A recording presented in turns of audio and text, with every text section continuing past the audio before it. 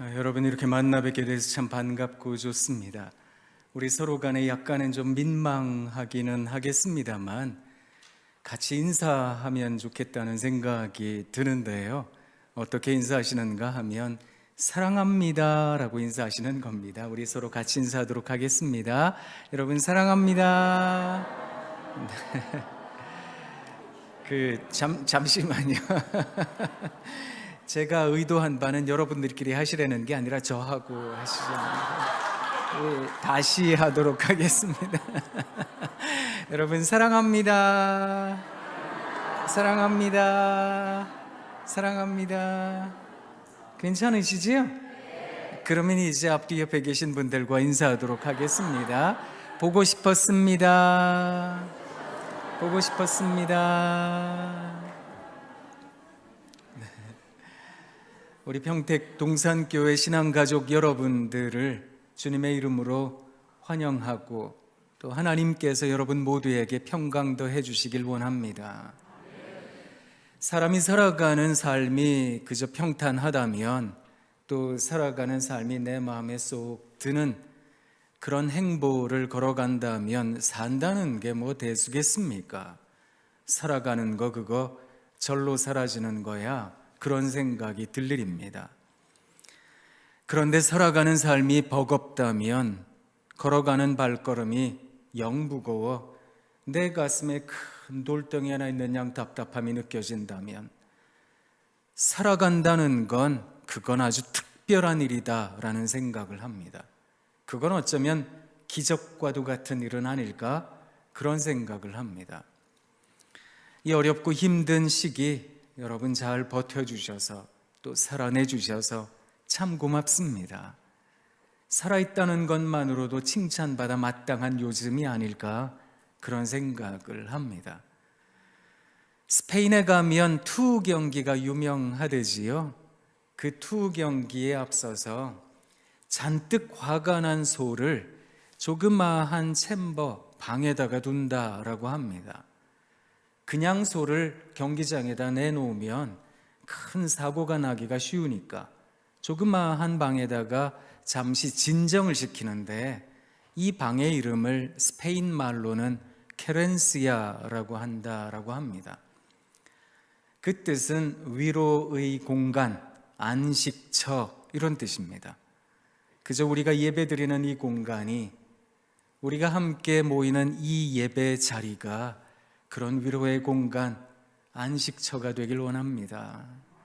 특별히 교회 학교 다음 세대를 책임지고 계시는 선생님 얼마나 많이 힘드세요? 그저 주일에 예배당에 나온다라고 하는 것이 마치 전쟁터에 나오는 것처럼 느껴질 때가 많고 주일에 또 아이들 어떻게 만나나 그런 걱정이 새삼 우리들 마음을 버겁게 할 때도 많은 것 같습니다. 그렇지만 이곳 예배당이 우리 모두에게 아지트와 같은 안식처의 공간이 되면 얼마나 좋을까 그런 생각을 해봅니다. 오늘 우리들에게 주어진 이 하나님의 말씀을 통해서 우리들에게 주시는 하나님의 위로의 메시지, 격려의 메시지를 함께 경청하며 또 한 번 더 은혜의 자리로 나가길 원합니다. 삶이라고 하는 것은 참으로 신비한 일은 아닐까? 그런 생각을 참 많이 합니다. 사실 신비라고 하는 단어는 비밀과 다르잖아요. 비밀이라고 하는 것은 가르쳐주면 알거든요. 이래서 그렇게 된 거야 라고 자세하게 설명해주고 이성적으로, 지성적으로, 논리적으로 가르쳐주면 이걸 깨닫습니다. 아, 그렇구나. 그런 비밀이 있었던 거로구나. 비밀이 풀렸네. 비밀은 풀리는 법입니다. 그런데 신비라고 하는 단어는 내가 경험하기 전까지는 죽었다 깨나도 모르는 것, 그게 신비한 게 아닐까. 아무리 논리적으로 이성적으로 가르쳐줘도 아무리 또박또박 한 글자 한 글자 전해줘도 그게 잘 깨달아지지 않습니다. 그것을 신비라고 하는 것입니다. 가나의 혼인잔치에서도 포도주를 맛본 사람들은 무슨 일이 있었는지 몰랐거든요. 그런데 물도운 하인들은 알았던 거 아니겠습니까? 그래서 아무래도 삶이라는 것은 경험해 봐야 되는 거 아닐까? 그런 생각을 합니다. 그래서 연세 지긋하게 드신 어르신들이 그런 말씀들 하세요. 너도 살아보라고. 너도 너 같은 아들 낳아, 너 같은 딸 낳아, 너도 똑같이 한번 당해보라고. 그런 말씀들을 왕왕하기도 하시잖아요. 그게 경험하고 나면 생각이 바뀌는구나. 삶을 바라보는 관점과 철학과 세계관마저 바뀌는구나. 그런 생각을 하기 때문에 그렇다. 그런 생각을 합니다. 마찬가지로 우리가 가지고 있는 신앙이라는 것도 참으로 신비한 것이 아닐까요? 사랑하는 여러분, 신앙인들이 믿음장이라고 일컫는 성경의 본문이 있습니다. 히브리서 11장입니다. 그 1절에서는 믿음이라는 것에 대해서 아주 단촐하지만 분명하게 정의해 줍니다. 믿음을 이렇게 말합니다. 믿음은 바라는 것들의 실상이요, 보이지 않는 것, 보지 못하는 것들의 증거다. 이렇게 말을 합니다. 이게 무슨 말인지 아세요? 바라는 건 여기 없는 거잖아요. 그런데 그 바라는 것들의 실상이다, 여기 있다, 이렇게 말하는 거거든요. 누군가가 여러분들에게 와서 이렇게 하면 100억 법니다, 200억 벌어요, 이렇게 하면 강남에 빌딩 사요, 그런 이야기를 한다라고 하면 마음속에 의구심이 생기지 않겠습니까? 저거 거짓말하고 있네, 사기치네, 이런 생각 들지 않겠습니까? 믿음이요, 일견 거짓이며 사기입니다. 보이지 않는 것, 보지 못한 것들의 증거라고요, 누군가가 자기가 경험하지도 못했고 듣지도 못했고 자기가 거기 있지도 않아 놓고서는 법정에 가서 자기가 증인이 되겠답니다. 제가 증거할게요, 이렇게 말을 합니다. 그거 법률적으로 위증죄에 해당되는 겁니다. 믿음이요, 위증입니다. 이렇게 말씀드리면 가슴이 툭 떨어지실 겁니다. 근데 사실 믿음이라는 걸 과연 논리적으로, 이성적으로, 합리적으로 가르쳐 줄 수 있을까? 그건 어불성설이라는 생각을 합니다. 이건 말이 안 되니까요. 한번 생각해 보시지요. 높은 산이 거친 들이 초막이나 궁궐이나 내 주 예수 모신 곳이 그 어디나, 어디라고요? 우리 후렴 같이 불러볼까요? 할렐루야 찬양하세, 내 모든 죄 사함받고 주 예수와 동행하니 그 어디나, 어디라고요? 하늘나라. 이야, 이곳이 하나님의 나라입니다. 우와, 여기가 하나님의 나라네요. 그렇게 고백한다는 것인데요. 궁궐에 살면 누군들 여기가 천국입니다, 이곳이 하나님 나라입니다, 그거 고백 못하겠습니까? 그런데 찬송가 가사에는 높은 산이 나옵니다. 거친 들이 나옵니다. 초막에 산답니다. 자기는 지금 그렇게 살아가고 있으면서 거기 살아가는 스스로를 일컬어 제가 천국 살고 있어요. 이게 여러분 말이 된다고 생각하세요? 지금 자기는 눈물 나는 인생 걸어가고 있거든요. 한숨 쉬는 삶을 살고 있다고요. 사람들이 와서 말합니다. 소식 들었어요. 힘든 일이 있으시다면서요. 몸도 아프고 집안에 큰 흉사가 있다면서요. 아니요, 괜찮아요. 저 잘 지내고 있어요. 하나님이 얼마나 잘해주고 계시는지 몰라요. 아니, 내가 분명히 얘기 들었는데 그대에게 힘든 일이 있다고 들었어요. 아니요, 제가 얼마나 감사할 게 많은지 몰라요. 신앙인들이 고백하는 것이 얼마나 얼토당토하는 일인지, 자기가 지금 처해 있는 상황, 자기 여건, 자기 처지는 지금 찌르는 것 같은 고통의 순간이라고요. 그런데 그 순간에 무엇을 고백하는가 하면 감사를 고백합니다. 하나님이 잘해주고 계세요. 그렇게 말을 하고 있다니까요. 이게 여러분 말이 된다고 생각하세요? 이런 비지성적이며 반논리적인 것을 믿음입니다. 그렇게 말하는 겁니다. 사실 인생을 살아가는 우리가 믿음에 의지한 채 살아가야 할 터인데, 우리는 이 신비로운 인생을 살아가며 경험해야 겨우 알아질까 말까 한 그 신비한 인생을 살아가며 우리는 객관적인 수치에, 통계에, 과학에, 지식에 목매달듯 그것을 추구할 때가 참 많습니다. 이게 얼마나 엇박자를 이루는 것일까? 그런 생각을 한번 해봅니다. 삶을 살아가시며 가끔 그런 생각하시지요? 치열하게 작전을 짜듯 해야 된다고, 그래야 실패하지 않는다고, 어떻게 살아야 될지, 무엇을 해야 될지 분명하고 정확하게 앞으로의 계획을 세워야 된다고. 그런데 사랑하는 여러분, 제가 한번 외람되지만 여쭙겠습니다. 계획한 대로 되시든지요? 우리네 삶이라고 하는 것이 계획한 대로 되지 않을 때가 진짜로 많거든요. 그래서 우리가 성경에 나오는 말씀을 또 생각하는 겁니다. 사람이 마음으로 계획할지라도 이를 이루시는 분은 하나님이시라고 말입니다. 결국 하나님께서 하셔야 되는 거로구나, 하나님께서 이끄셔야 되는 거야, 이런 생각을 하는 것, 그거 당연한 거 아니겠습니까? 그런데 왜 우리는 이 신비로운 인생을 살아가며 가늠할 수 없는 삶을 살아가며 그토록 무엇인가 분명한 것을 붙잡으려고 하고 있는지. 사랑하는 성도 여러분, 지금 힘들다고요? 지금 어려우시다고요? 너무 끝간데 없는 나락에 빠진 듯 절망하셔서는 안 됩니다. 내일 어떻게 될지 모르기 때문입니다. 지금 잘 되신다고요? 너무 목이 곧은 백성처럼 교만해질 필요가 없습니다.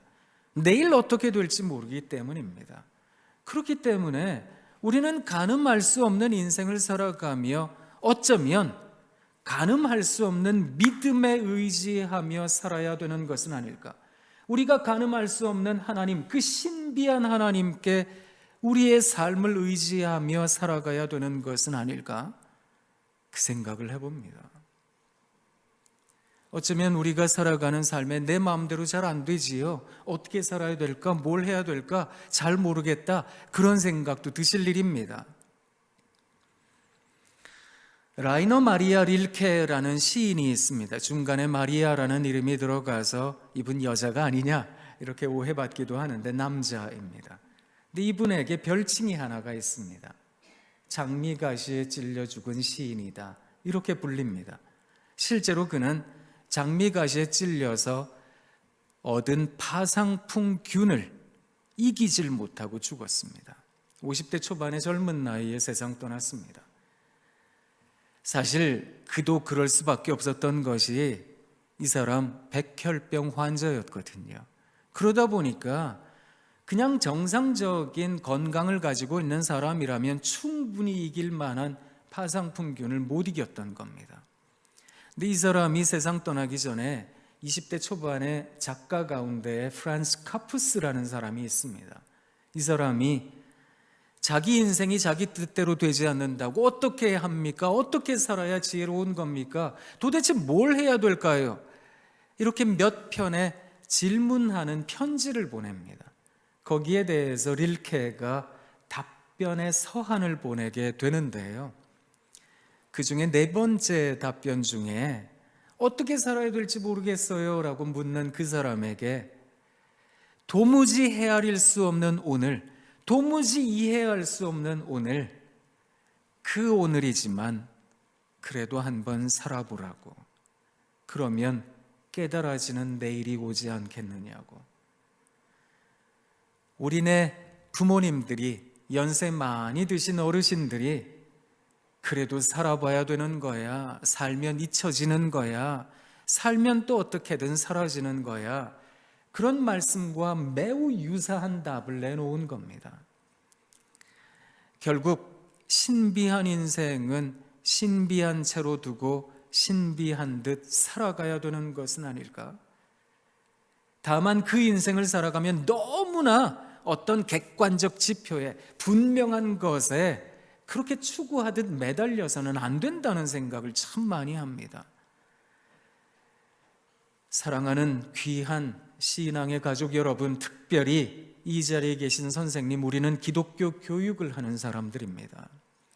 세상 교육하겠다는 사람들이 아니거든요.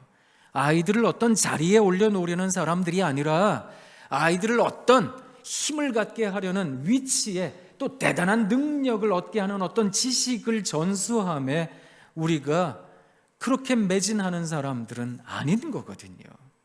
그렇다면 기독교 교육은 어떻게 해야 되는 것일까? 생각해 보면 사랑하는 선생님, 어쩌면 우리들의 아이들을 만나며 우리가 가진 신앙을 여실히 보여줄 수 있다면 얼마나 좋을까? 그 신앙인의 모습이라는 건 어떤 것일까? 그건 신비한 인생, 신비한 듯 살아낼 줄 아는, 그럼에도 불구하고 살아낼 줄 아는 그 모습에 있는 것은 아닐까? 그런 생각을 해봅니다. 저 장미꽃 위에 이슬 아직 매 있는 그때에 귀에 은은 이 소리 들리니 주 음성 분명하다. 주님 나와 동행을 하면서 나를 친구 삼으셨네. 우리 서로 받은 그 기쁨을 알 사람이 없도다. 이 기쁨을 알 사람이 없다라고 고백하는 찬송가 가사의 작사가가 무엇을 경험했는지 아세요? 지난 밤이 너무 괴로웠던 겁니다. 어떻게 합니까? 어떻게 살아요? 어떻게 지내지요? 아직 장미꽃 위에 이슬이 사라지지 않은 그때에 그 새벽녘까지 이리 뒤척 저리 뒤척 이 근심 저 걱정하고 살았던 겁니다. 그 새벽에 우리 하나님께서 등장하셔서 마치 내 귀에 속삭이듯 들려주시더라는 겁니다. 너 힘든 건 내가 안다. 너 어려운 건 내가 알아. 하나님 들려주시는 그 음성이 너무너무 좋아서 이걸 도대체 누가 알 수 있을까요? 그 얘기를 하는 겁니다. 좀 전에 우리 찬양대가 찬양 불러주셨잖아요. 십자가 십자가 내가 처음 볼 때에 나의 맘의 큰 고통 사라져. 오늘 믿고서 보세요. 내 눈 밝아네. 우와 밝아졌네. 참 내 기쁨 영원하도다. 옛날 목사님들께서 왜 그런 말씀들 하셨잖아요. 성도 여러분, 세상 살려면 영안이 떠져야 됩니다. 영적 눈이 열려야 됩니다. 그걸 말하고 있는 거거든요. 어떻게 기쁨이 영원할 수 있을까요? 사람들은 대부분 이 기쁨이라는 것을 어떤 상황에 대한 반응으로서 인간 정서라고 생각합니다.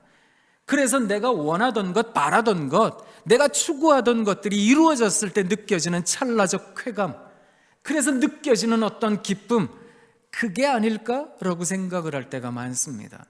그런데 신앙은, 성경은 이 기쁨이라는 것을 믿음의 고백이라고, 하나님께서 우리들에게 허락하여 주신 그 은총에 대한 감격적 응답이라고 말을 합니다. 그래서 십자가를 바라볼 때마다 내 마음의 근심이 떠나가고요. 그리고 내 눈이 열리는 겁니다. 눈이 열리다 보니까 이것도 감사네요. 이것도 은혜네요. 예배드리기 앞서서 우리가 찬송하며 모든 것이 은혜였다고 고백했지 않겠습니까? 하나님 이것도 은혜입니다. 이것도 은혜네요. 이야 하나님 감사합니다. 그렇게 고백한다는 거, 사실 이 세상을 살아가는 우리들 모두에게는 짐처럼 여겨질 일입니다. 왜냐하면 우리 모두에게 우리네 인생이라고 하는 것은 버거운 숙제와도 같기 때문에 그렇습니다. 하지만 사랑하는 귀한 선생님, 우리가 아이들에게 하늘나라의 법을 가르치기를 원한다면, 그리고 하나님께서 역사하시는 것에 대하여 말해주길 원한다면, 우리가 먼저 어쩌면 비상식적이며 비논리적인 믿음을 살아야 되는 것은 아닐까? 그런 생각을 해봅니다. 그리고 오늘 우리들에게 주어진 삶을, 도무지 풀리지 않는 이 숙제와도 같은 삶을 한번 살아보는 거죠. 올해가 디트리 보네퍼 목사님의 순교 77주기가 되는 해입니다. 디트리 보네퍼 목사님은, 이분은 목사로서는 해서는 안 될 생각을 한 분이거든요. 내가 사람 하나 죽여야 되겠다, 그 생각했습니다. 실제로 그 사람을 죽이기 위한 모임에 가담을 하기도 했던 겁니다. 사실 목사님으로서 그런 생각한다는 건 말이 안 되는 거잖아요. 그런데 그게 그냥 고개가 끄덕여지기도 합니다. 왜냐하면 수백만의 유태인, 자그마치 600만 명이라는 사람들을 죽인 원흉이라고 알려져 있는 아돌프 히틀러 말입니다. 내가 저 사람 어떡하든 내가 지옥으로 보내야 되겠다, 그 생각을 했던 겁니다. 근데 그 모임에 가담했다는 이유로 게슈타포에 의해서, 나치에 의해서 끌려갔어요. 옥에 가둬졌습니다. 그것도 억울할 텐데 사실 어떤 모임만 했지 그걸 실행에 옮기질 못했거든요. 얼마나 속상하고 아쉬웠겠습니까? 그런데 옥 안에 있다가 감방에서 이분이 더 큰 봉변을 당합니다. 저 사람이 히틀러를 죽이려고, 암살하려고 했었어요.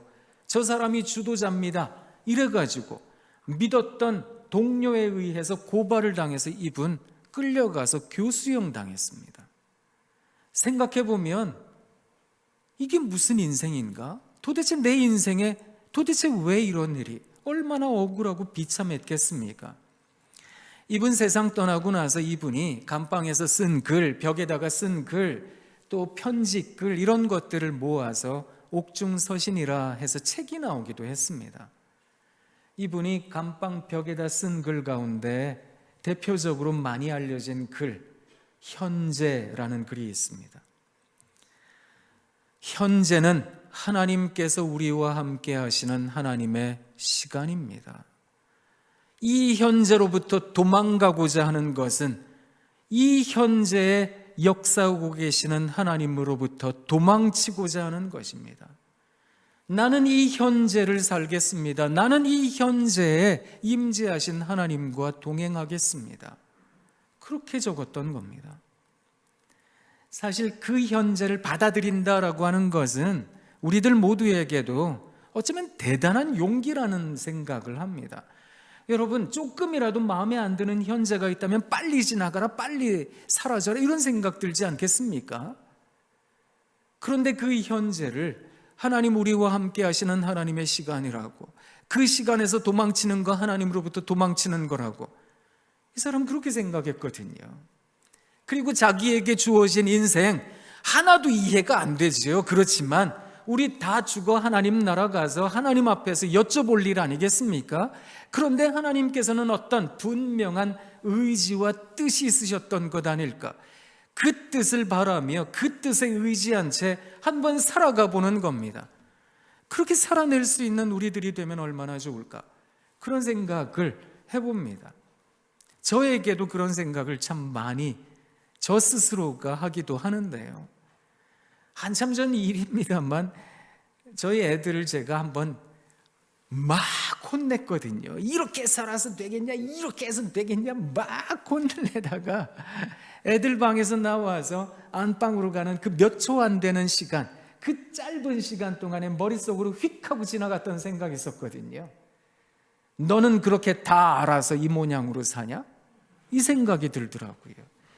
마치 부모님께서 다 아는 것처럼 얘기하실 때가 많아요. 너 잘 되라고 얘기하는 거야? 나 잘 되자고 얘기하는 거니? 너 잘 되면 네가 잘 먹고 잘 사는 거야? 내가 잘 먹고 잘 사는 거니? 아빠가 살아보고 너한테 얘기하는 거, 엄마가 시행착오 다 경험해보고 너한테 얘기하는 거야. 선생님들도 사실 그런 인식을 갖고 아이들에게 이게 바른 거야, 이게 옳은 거야 라며 멘토링이나 혹은 코칭을 하실 수도 있으실 겁니다. 그런데 그것을 어떻게 장담하십니까? 그것을 어떻게 답이라고 말씀하실 수 있으십니까?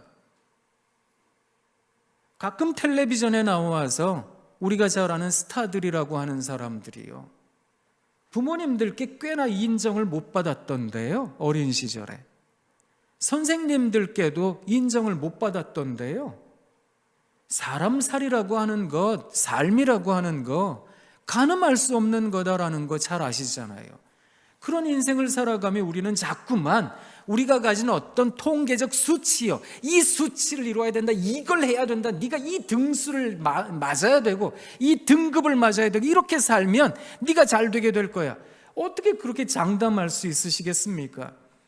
그러니 사랑하는 우리 선생님, 이 자리에 계신 어머니, 아버지, 우리들의 다음 세대에 대하여 우리가 너무너무 아끼고 사랑하고 귀히 여기는 자녀들에 대하여 우리 앞에 주어진 삶을 묵묵히 살아낼 수 있어야 되겠습니다.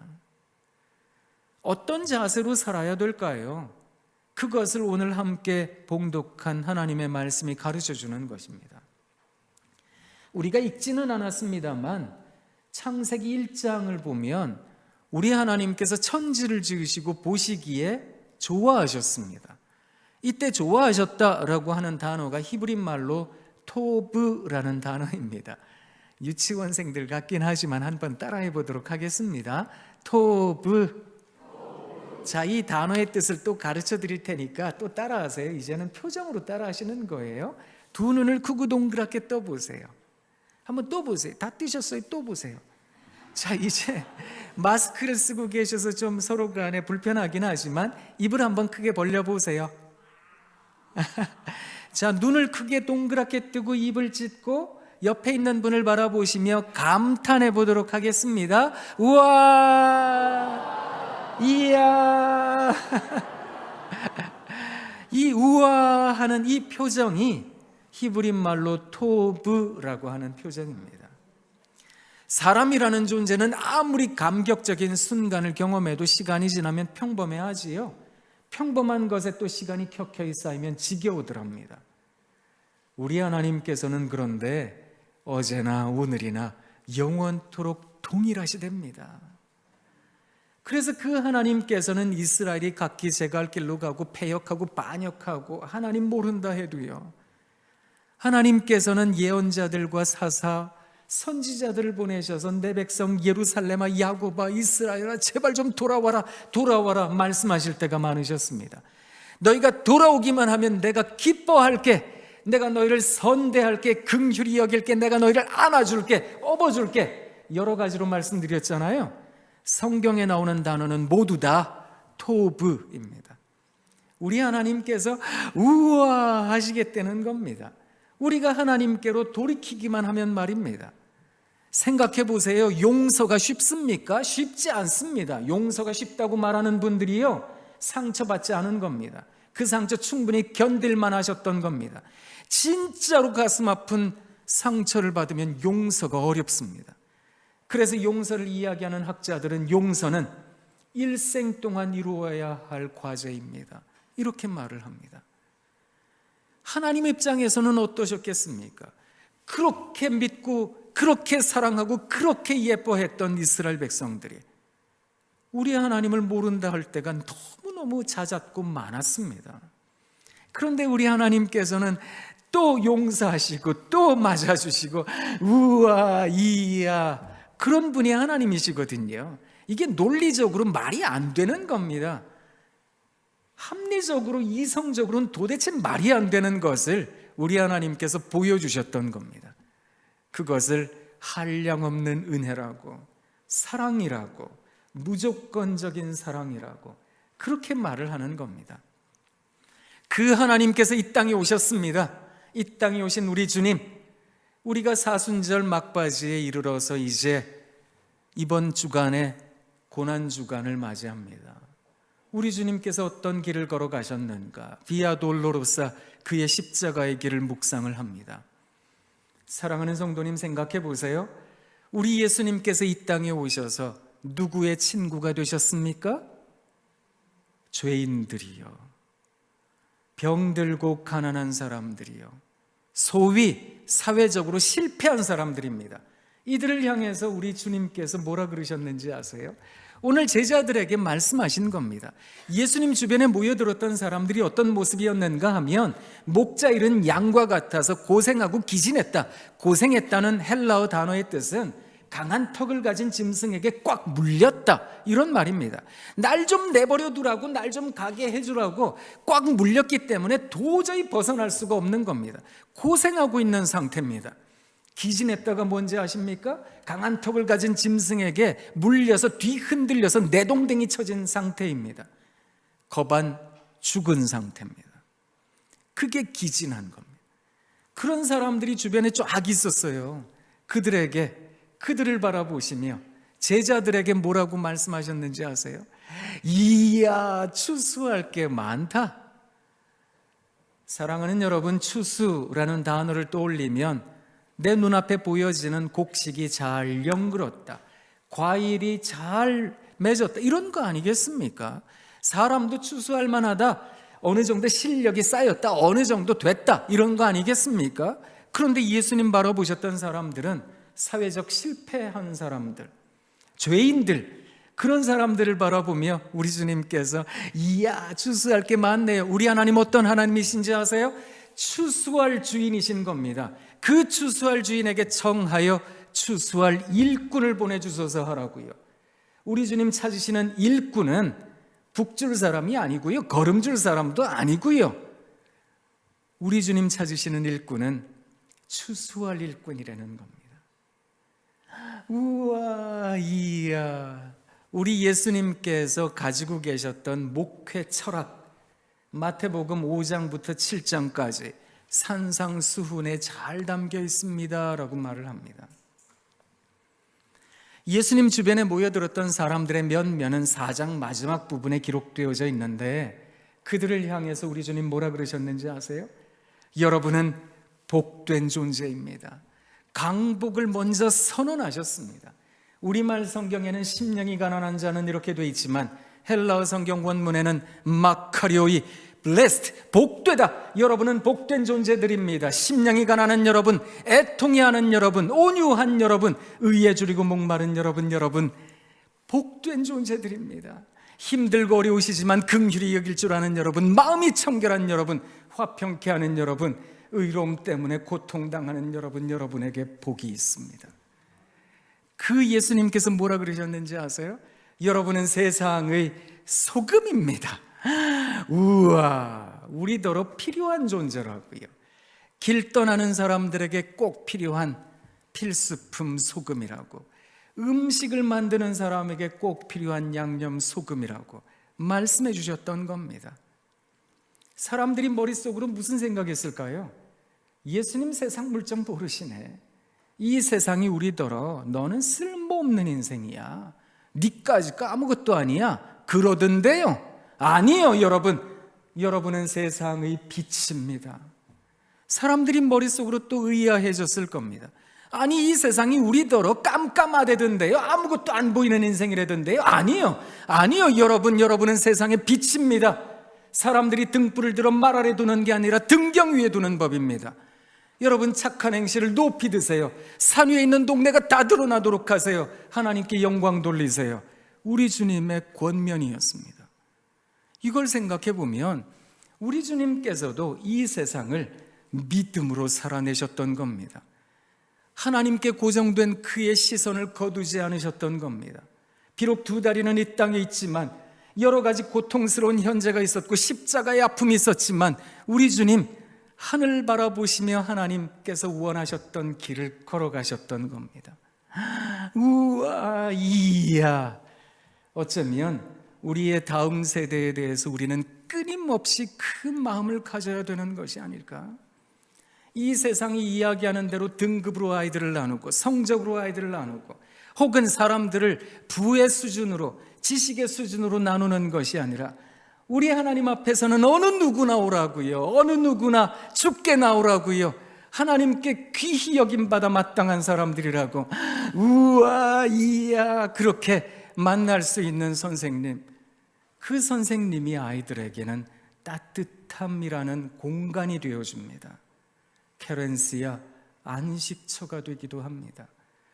그런 귀한 공간으로서, 선생님으로서 아이들을 만나 주신다면 우리 아이들이 얼마나 이 세상 든든하게 살아갈 수 있을까. 그래서 사랑하는 선생님, 우와 하는 선생님 되시면 좋겠습니다. 그렇게 우아함을 드러내며 살아갈 줄 아는 우리 모두가 되길 원합니다. 사랑합니다. 사랑합니다. 사랑합니다.